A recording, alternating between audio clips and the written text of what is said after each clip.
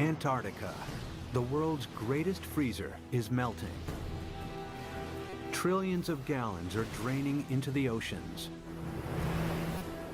Sea levels are rising. It's happened before, and it's happening again right now. It's not a question of will sea level rise a large amount. It's only a question of how fast that will occur. How will humans fight back before our cities are inundated? Holding off the sea would be the major employer of the world by 2100. Massive levees to defend our coastlines. Floating towns and cities. Vast dams connecting continents. It's our greatest challenge yet, Earth underwater.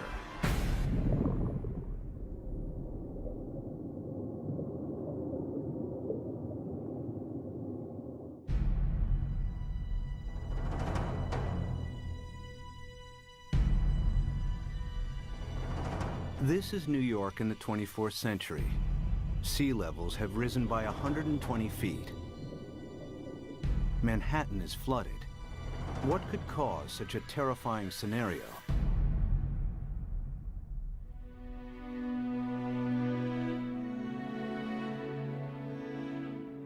The answer lies here, in Antarctica, where vast amounts of frozen water are locked up in ice.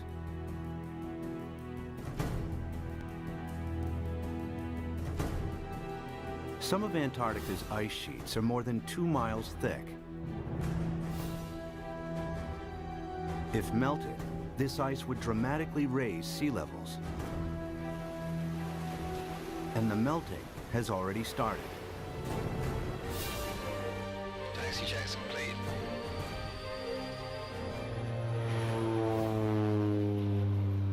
Scientists want to know how much frozen water the continent actually holds, and how much global sea levels will rise if it all melted.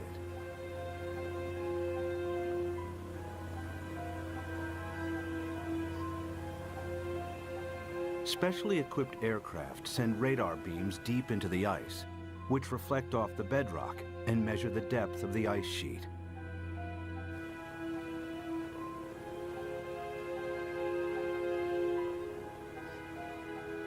After hundreds of flights, they calculate that Antarctica contains over 90% of the world's ice. Together with Greenland, it's enough to raise global sea levels by an astonishing 230 feet. This is what North America would look like if all of the planet's ice melted. Europe would also shrink. London's Tower Bridge would become a solemn monument in the sea. Berlin would be flooded, as would Paris. But how likely is such a scenario? Is sea level rise reality or myth?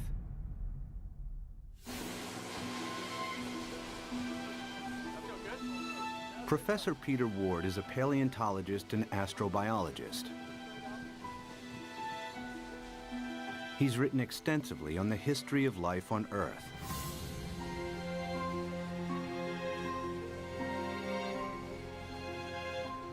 Today, Ward wants to know what would happen to our planet if sea levels rise foot by foot. Somebody give me a zip here. The journey begins in the Florida Keys, a chain of islands south of Miami.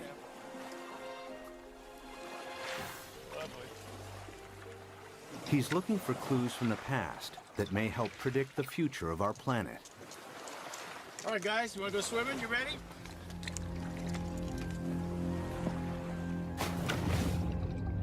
Just a few feet below sea level are banks of coral that have been at this location for over 4,000 years.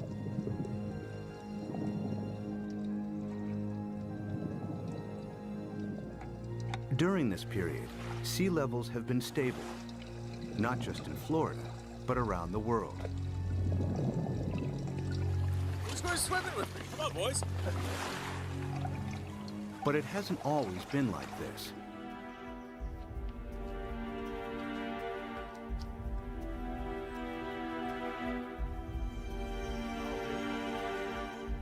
A few hundred yards from shore, Peter visits an abandoned quarry that reveals startling evidence from the past. Oh yeah, beauty. Nice. Look at this dude. Sitting right in growth position, grew straight up. Very nice. I came here at a very young 23 years of age. Our professor brought us to this quarry and said, this is a perfect reef, and it is. Look at this big coral sitting right in place. This is how corals grow straight up. And not very far offshore from us, we have these same corals living in place. And these things have to live in at least 10 feet of water. So we're sitting here. There's not been any volcanism. Nothing has lifted Florida up. How could you get this coral this high up in the air now, unless you had sea level, at least another 10 feet above this? It was the first indication to me that sea level, which I knew had gone down and come up, but I had never thought that it could be higher than it is now. If history repeats itself, our coastal cities would be inundated. Sea level rise is not a myth. It could happen again, just as it's happened before.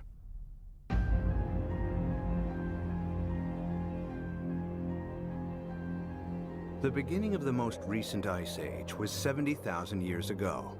The ice sheets expanded, the planet's landmass grew, and sea levels fell. Then temperatures rose again. The ice receded. Sea levels climbed and eventually settled at today's coastlines. But global temperatures are on the rise again. This time from humans burning huge amounts of fossil fuels. They produce CO2 and other greenhouse gases that heat up our atmosphere. Whenever global temperatures rise, sea levels follow. We have emitted so much carbon dioxide that the amount of carbon dioxide in our atmosphere has increased by about 1/3 in the last 100 years, and it is now higher than any time since at least 1 million years. We expect about 3, 4, even 5 degrees centigrade warming in this century. The warmer it gets, the faster the sea level rises. That means sea level rise will get faster and faster as we heat up the planet more. Of course, predicting future sea level rise is difficult, as the planet has never before experienced the dramatic increase in CO2 of the last 100 years. But Professor Rahmstorf's climate model predicts a maximum 6-foot sea level rise this century, as higher temperatures kick in.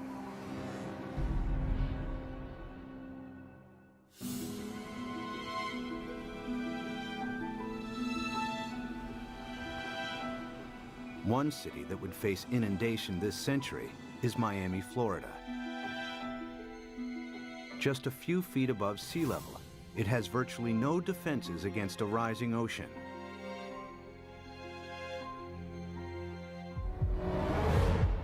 After 1 foot of sea level rise, these beaches would be regularly flooded at high tide. After 2 feet, many roads would be submerged. After 3 feet, if a hurricane strikes, the surging water would overcome sea defenses and cause flooding deep inland. Much of the region's coastal real estate would be ruined. We are looking at millions and millions and millions of dollars of real estate here. And we can assume that every one of these things is $500,000 to $1 million. We've got 100 here, we've got $1 billion in a very short area through here. So our $1 billion of houses, we get 1 meter, 3 feet of sea level rise, and every single one of these houses is useless. Who's gonna buy them?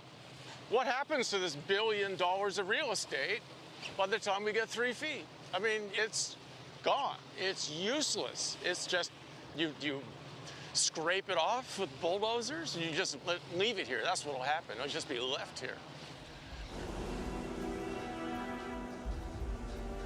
And it's not just residential properties that will be affected. Think of all the wharves and all the places where ships offload and onload all the goods and services. And if sea level rises even 3, 4, 5 feet, every single one of those ports has to be replaced. The cruise ship lines, there are billions of dollars of infrastructure that even a small sea level rise takes out. You got to rebuild it all over again. After 4 feet of sea level rise, electricity supplies would be affected as coastal power plants are flooded. After 5 feet, some of Florida's freshwater resources would be contaminated with seawater, and the Everglades National Park becomes a vast bay. After 6 feet, millions of Floridians would have to evacuate the state. So what's going to happen to Florida? By 2100, we'll be at least 4 to 6 feet higher. So this tide, which is not a high tide, will be about here, up to here. There's no way that we can keep the sea back as it rises. Miami-Dade County will be severely diminished.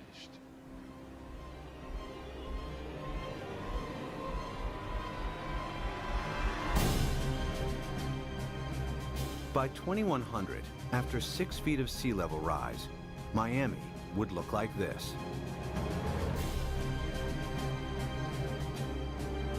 There's no way to prepare for this. You can't put levees around the kind of sea level rises we're in for.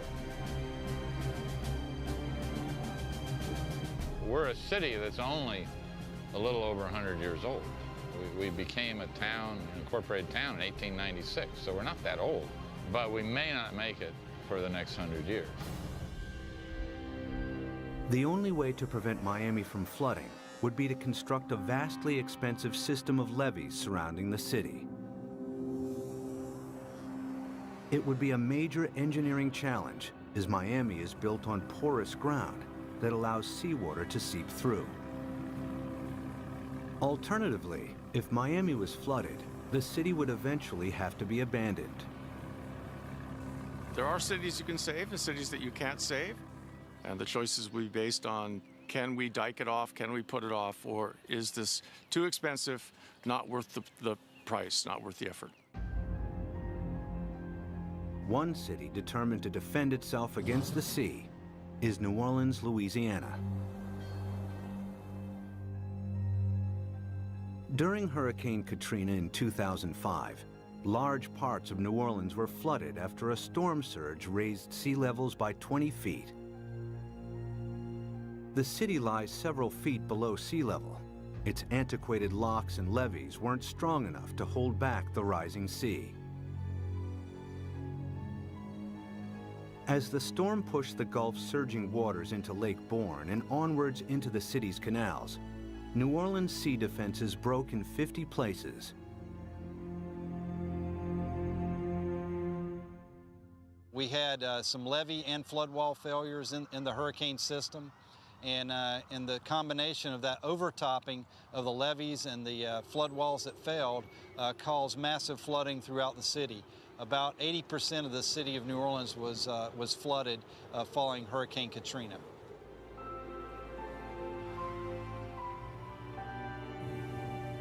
It took weeks before the floodwaters were pumped out and residents were able to return. Among them were Victory Wallace Taylor and her son Peter, who returned home to a badly damaged house. The flood was very bad. They wouldn't let us come and see about our house. It damaged my heart a little bit because I'm afraid for the flood. Like if a flood come in again, I don't know what to do because I think I might panic this time. I don't know. It is a hard pill to swallow, you see.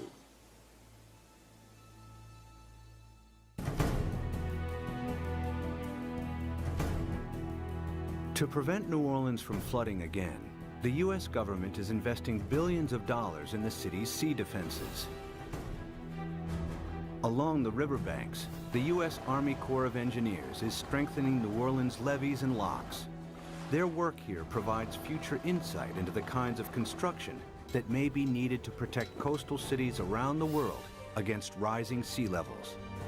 We learned a lot of key lessons, and some of the key lessons learned were incorporated into the designs for the Greater New Orleans Hurricane Storm Damage Risk Reduction System.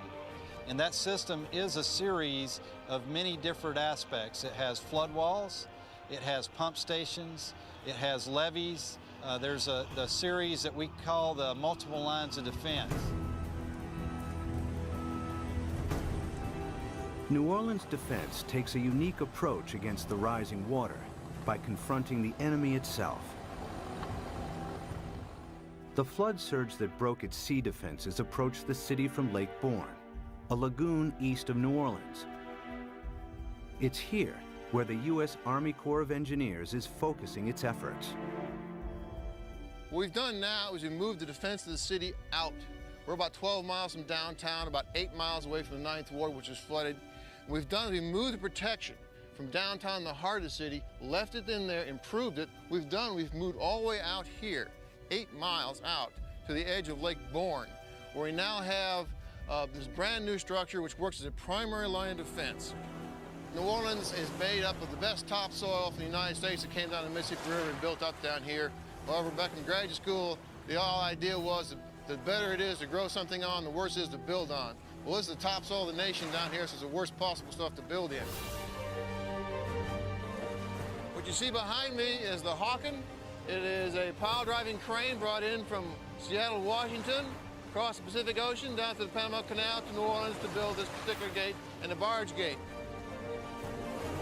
And what we've had to do is go down 60 feet through the newer material down to the old Pleistocene clay, and that is our basis. So the main wall itself goes down to minus 130 feet, and the batter piles that brace it are down to 190 feet. All tall buildings in New Orleans, the dome, everything is based upon piles. The new seawall also has to allow ships to pass through.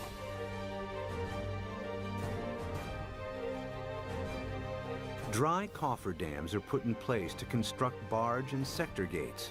The concrete is poured, the dams are flooded, and the gates can be completed.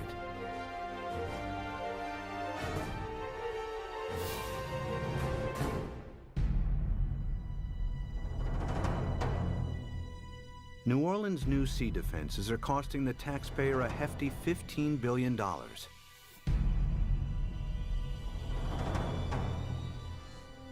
But their design only accounts for storm surges that build from sea levels today.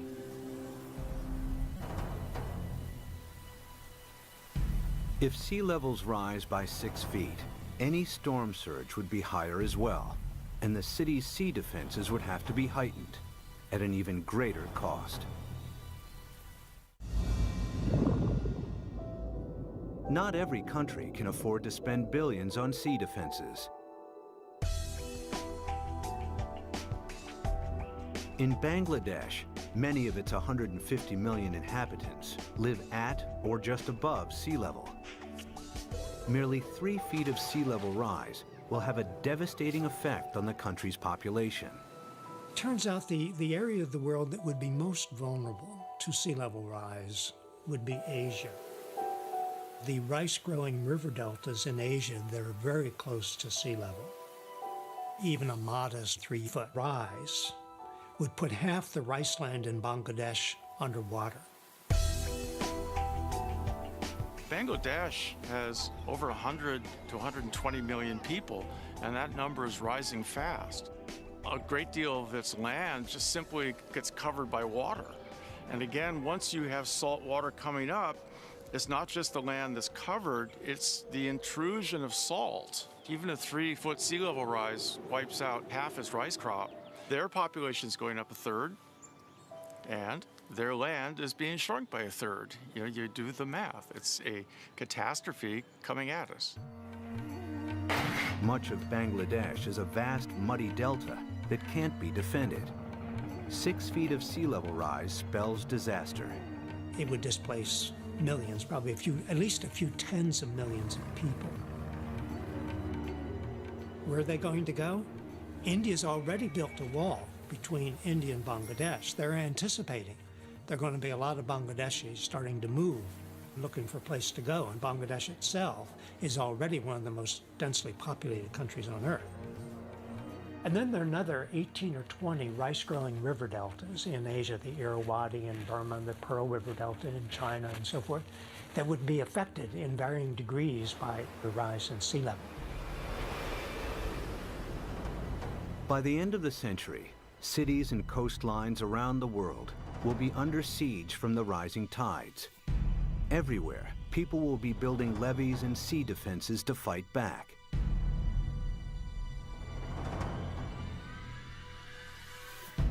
But sea level rise won't stop at 6 feet.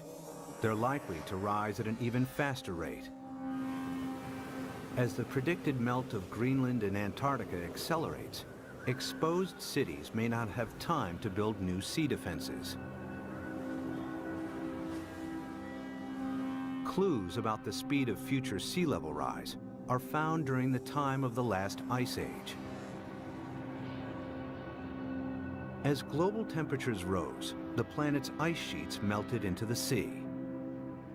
Sea levels increased by a staggering 390 feet until they settled at today's levels. How fast did this happen? The answer may help predict how quickly sea levels could rise in the next century, and how much time we have to defend our coasts. Professor Rick Mortlock is one of the world's leading experts on past sea level rise. He and his team collect fossilized coral from the seabed. In the lab, they analyze and compare the exact depth and age of each sample. A clear picture emerges of how fast sea levels rose thousands of years ago. We have two pieces of fossil coral that was recovered from drill cores off of Barbados. So by dating these samples and knowing the depth at which they were retrieved, we can use that information to create a point-by-point reconstruction of sea level for the last 20,000 years. There's one particular sea level rise of interest. We call it Meltwater Pulse 1A. During that period of time, we believe sea level rose about 20 meters in 500 years, or about 4 to 5 meters per 100 years. If the same happens again, it would translate to as much as 16 feet of additional sea level rise in the next century. Factor in today's affairs, and the rise may be even faster. If we don't get emissions under control, the rate of sea level rise will keep accelerating. And so in the next century, it's not only that we get the additional 5 to 7 feet that we got the last century, that's going to happen, but we add on to that.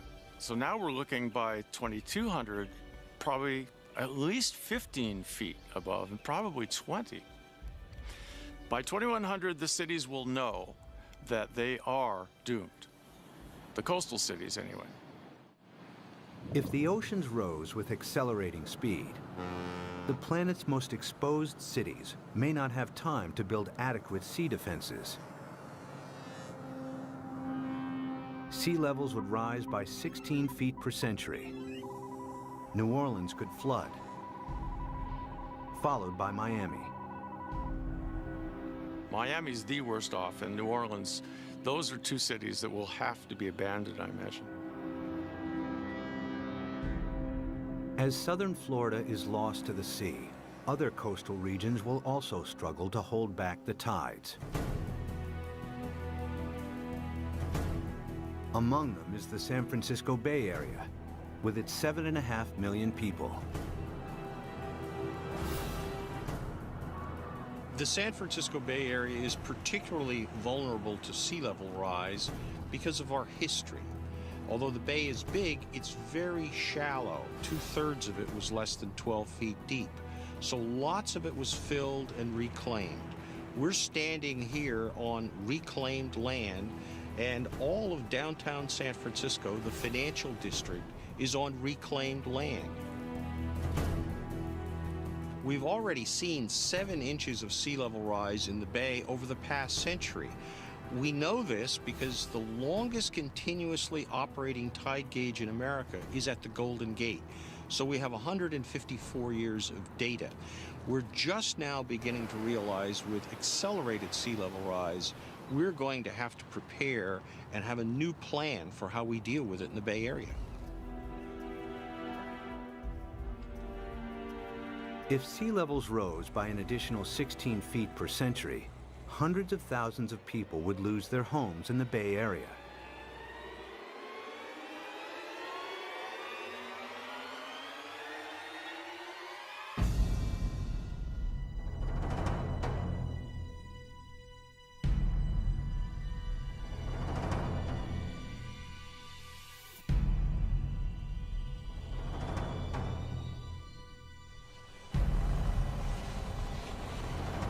To protect San Francisco Bay, levees would have to be built on a massive scale. The silver lining is the engineering will create so many jobs. Holding off the sea will be the major employer of the world by 2100, I think. This is going to be worldwide.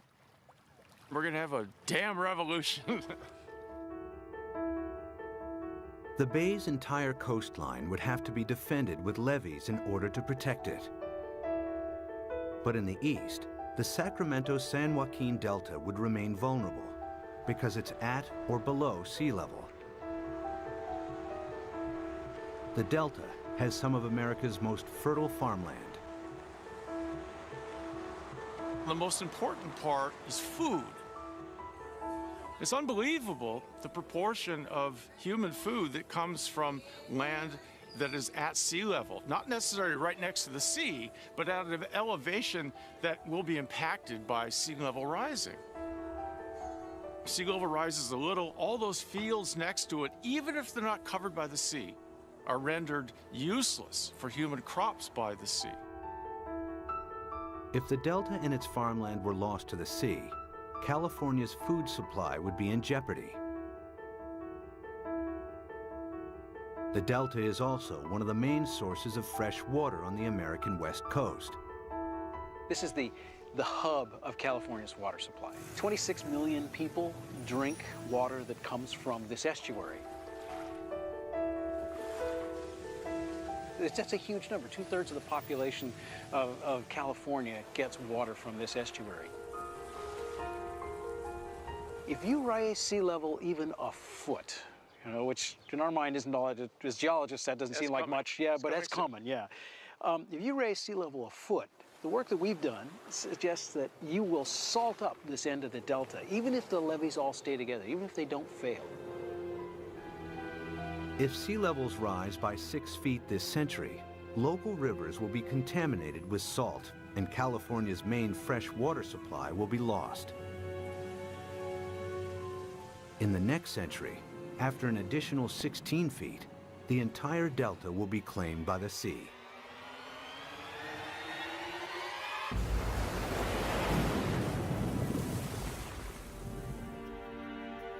But there may be a way to defend both the delta and San Francisco Bay. San Francisco is among the best, easiest to save. The most radical solution would be putting a big dam right across the bay under the Golden Gate Bridge. On the ocean side, the sea is about 130 feet deep. Building a dam would be controversial and would turn the bay into a freshwater lagoon. But at a time of intense sea level rise, some may consider this the best option.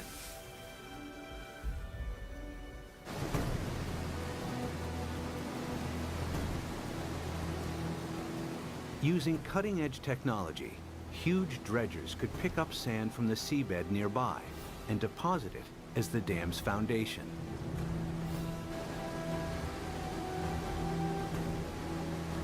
The dam's shallow incline would ensure maximum stability against earthquakes, breaking the power of the ocean waves with ease.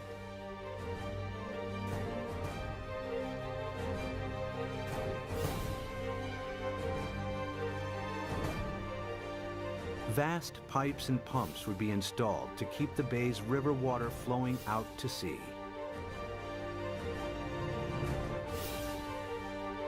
The Golden Gate Dam would cost $2.5 billion and could be heightened to deal with any sea level rise in the future. San Francisco and the Bay Area would be saved.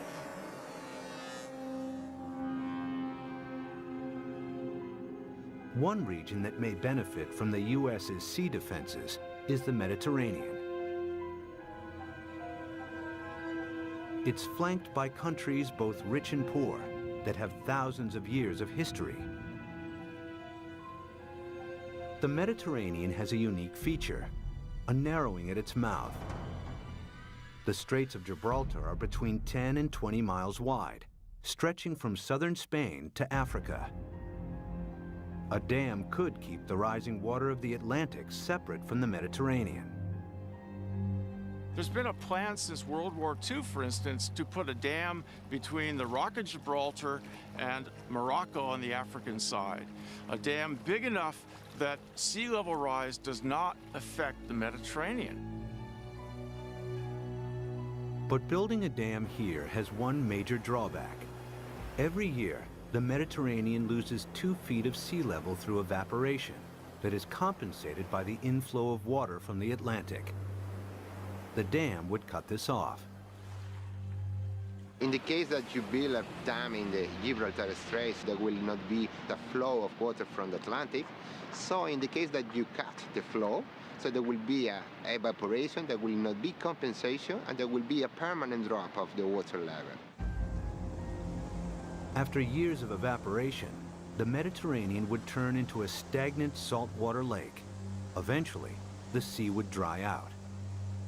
And if then the sea level would rise, let's say another... Sea defense engineer Peter Janssen maps out possible solutions on how to keep the Atlantic flowing while building the world's largest super dam.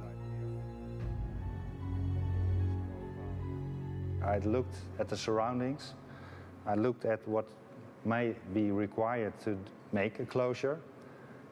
And then, well, I thought it may be feasible.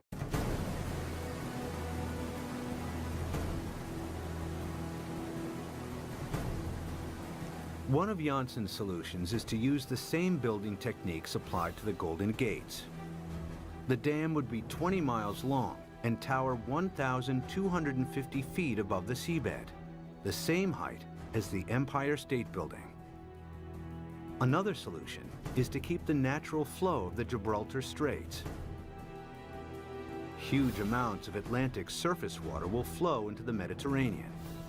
At a much lower depth, some of the Med's saltier water will be pumped back out again, keeping the sea's salt and sea level stable. The world's greatest super dam would cost $275 billion. The total cost related to what may be the impact for all the cities around the Mediterranean, it seems acceptable. It may be a solution. The Gibraltar Dam would be the world's largest man-made structure, using enough rock to build 1,000 Great Pyramids. Although the dam would cut off the migration of marine life between the Med and the Atlantic, it would save the entire Mediterranean coastline from flooding. It's certainly technologically possible. The old cradle of civilization becomes really the center of civilization. They would be the last coastal cities never affected by sea level rising.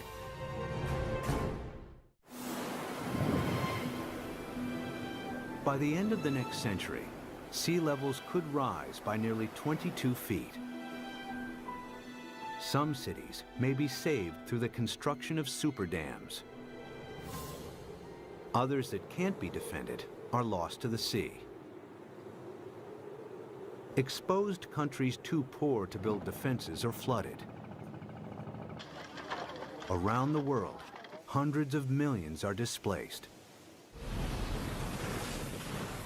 It's likely that by the 23rd century, the ice sheets will melt at an even faster rate, and that the oceans will rise with increasing speed. The planet's growing population and a continuing hunger for cheap energy could make it worse.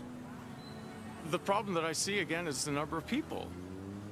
Every new person is going to want housing. Every new person is going to need food, obviously, and want transportation. Let's say that all of us cut our gas emissions. So 6.5 billion of us cut down by a third all our usage, and then we raise the population by a third. All those new people are just adding back to what we've cut away. Some scientists believe that our CO2 levels could quadruple over the next centuries. It would mean reaching CO2 levels last seen over 50 million years ago, when there was no ice on the planet and when sea levels were more than 230 feet higher than today. In the worst case, if we are so foolish as to burn all the fossil fuels so that carbon dioxide increases to more than 1,000 parts per million, then there's no question we will melt all the ice on the planet, which would mean a 75-meter or almost 250-foot rise in sea level. It's not millennia. It's not going to take thousands of years. The forcing of humans is so large that it will do the whole job within a timescale of centuries, I believe. This is the worst-case scenario. CO2 levels triple, global temperatures dramatically increase, and the Antarctic rapidly melts. The world's coastlines are eroded as sea levels rise by an additional 50 feet by the end of the 23rd century. One rich city that would struggle to defend itself is London, Western Europe's largest metropolis. Its main river, the Thames, is tidal, and water levels vary by up to 22 feet. The Thames barrier defends the city against storm surges from the sea. If a tide is unusually high, the barrier closes its gates, and inner London is protected. If sea levels rise by 6 feet, the barrier would have to be replaced by a huge seawall upstream. But if they rise by 50 feet per century, there may not be enough time to build adequate sea defenses. It would be a disastrous situation. It would mean you simply can't inhabit the coastal areas because you will have a continually changing sea level. So we really do not want to go down that path.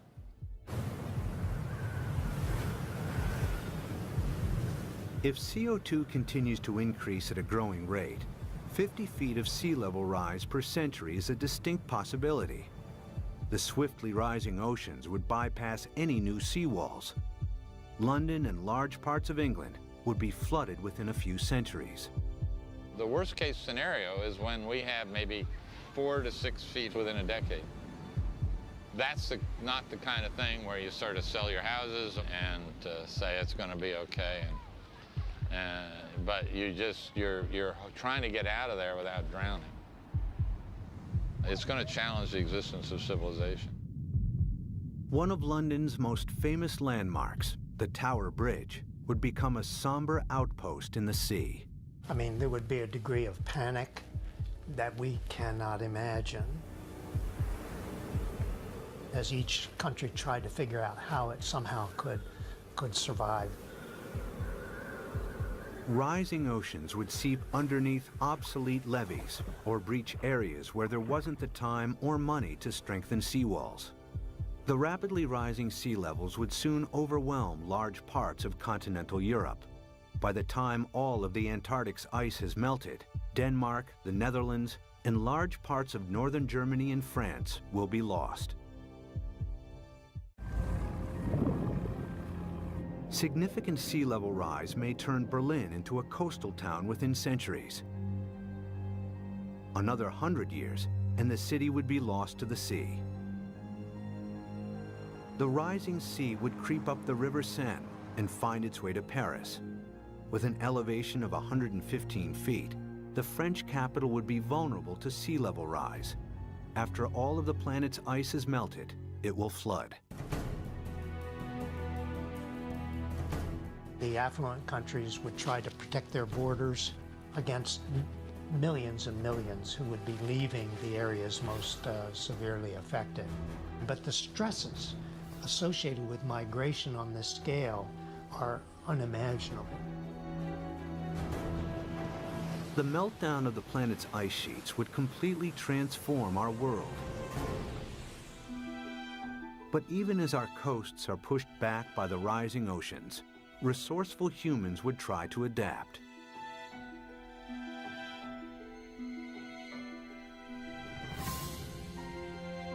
There are already plans to rescue New York.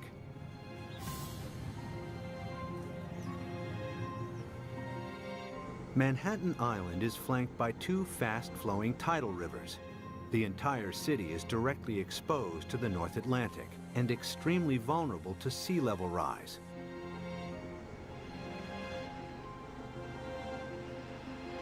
Professor Malcolm Bowman is an oceanographer and expert on the effects of sea level rise in New York. If the worst case scenario, the rapid meltdown of the ice sheet on Greenland, the West Antarctic ice sheet, were to happen extremely rapidly, the future of New York City is in peril.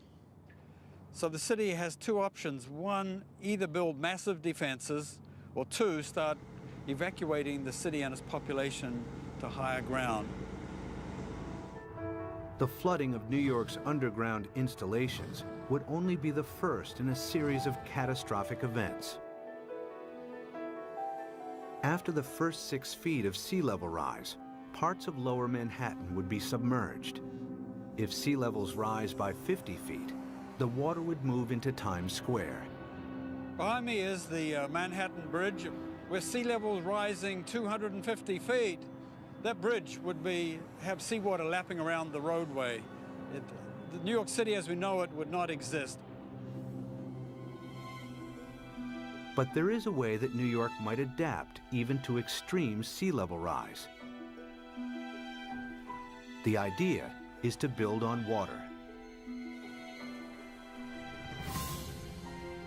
Here in the Netherlands are several communities of floating houses.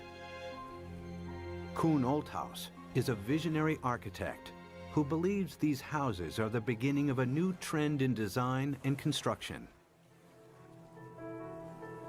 So what you will see is that people go and design floating apartment buildings and really floating structures like 200 by 200 meters with roads on top of it and with cars on top of it and houses. Such floating cities could be built with a new lightweight material that's like a concrete sponge. The beauty about floating cities is that you don't have to protect them from nature. They just go on with nature, they live with nature. And it will just go up and down with the water. Olthaus has designed a seawall to protect Manhattan, with floating districts attached to it. New York, we're going to build a new Wall Street around it, around Manhattan. So we can redesign the city around it, or even having floating leisure around it, floating agriculture. A floating New York is still in the concept stage. But one day, this may be the solution for hundreds of coastal cities facing inundation. The best silver lining of the whole thing to me is that it will require a united world. A world war against sea level will have to bring all of the squabbling governments to act together. The sea doesn't care what your national boundary is. It's an equal opportunity flooder. We will have to, as a planet, come at this in a united fashion. Whether it's the construction of massive seawalls or super dams, sea level rise will happen.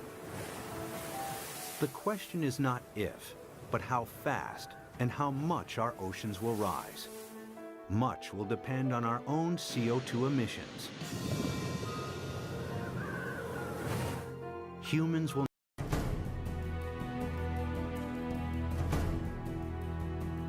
Antarctica, the world's greatest freezer is melting. Trillions of gallons are draining into the oceans. Sea levels are rising. It's happened before, and it's happening again right now. It's not a question of will sea level rise a large amount. It's only a question of how fast that will occur. How will humans fight back before our cities are inundated? Holding off the sea would be the major employer of the world by 2100. Massive levees to defend our coastlines. Floating towns and cities. Vast dams connecting continents. It's our greatest challenge yet, Earth underwater.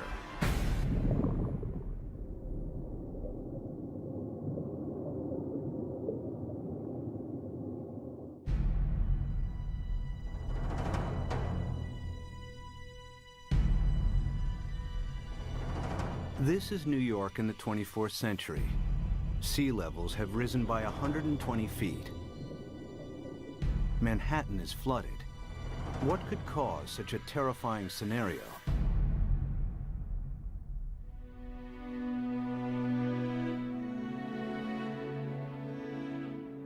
The answer lies here, in Antarctica, where vast amounts of frozen water are locked up in ice.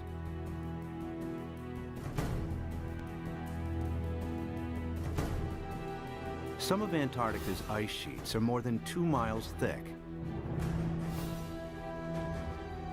If melted, this ice would dramatically raise sea levels. And the melting has already started. Dicey Jackson played.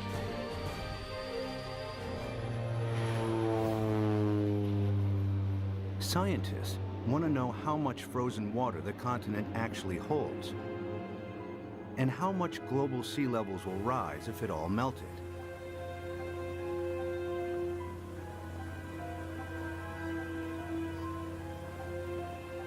Specially equipped aircraft send radar beams deep into the ice, which reflect off the bedrock and measure the depth of the ice sheet.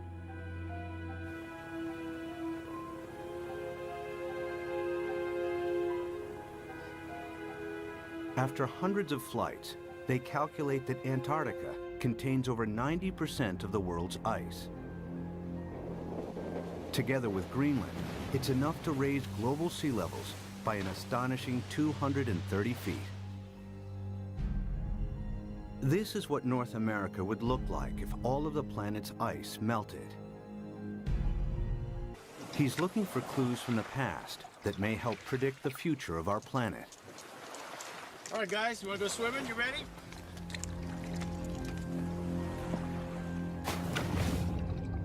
Just a few feet below sea level are banks of coral that have been at this location for over 4,000 years.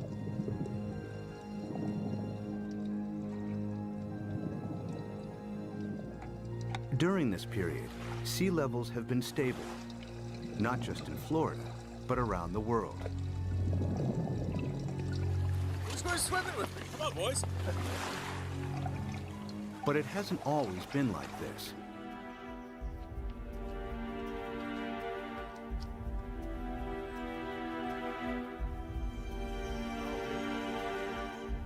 A few hundred yards from shore, Peter visits an abandoned quarry that reveals startling evidence from the past. Oh yeah, beauty. Nice. Look at this dude. Europe would also shrink. London's Tower Bridge would become a solemn monument in the sea. Berlin would be flooded, as would Paris. But how likely is such a scenario? Is sea level rise reality or myth?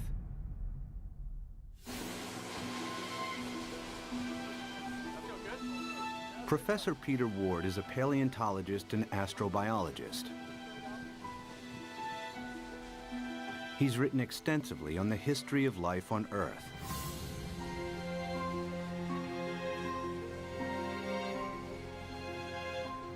Today, Ward wants to know what would happen to our planet if sea levels rise foot by foot.